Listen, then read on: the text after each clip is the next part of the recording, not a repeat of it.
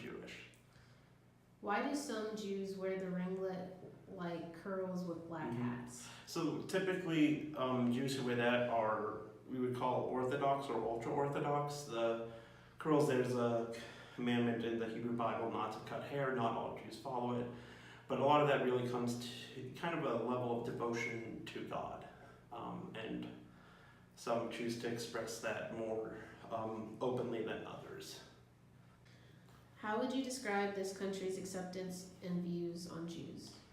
I think in the United States for a long time, it's been very, very accepting towards Jews in comparison to the rest of the world.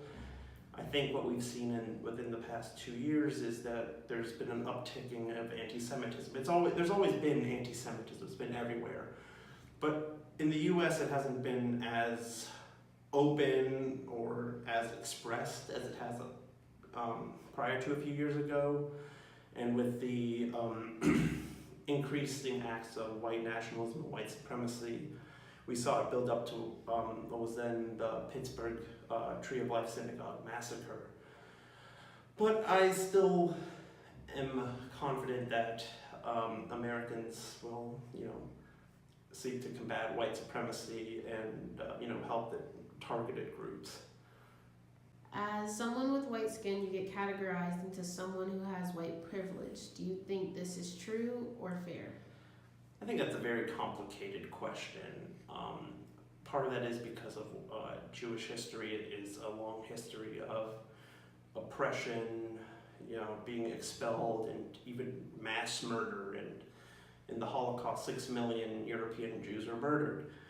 In the U.S., I think there are benefits to being white, but white supremacists, they don't care about this. They care about my faith, and they don't.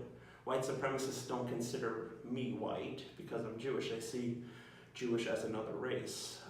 But I think for in average American, I think there is a benefit to being white. But I also want to make clear that not all Jews are white.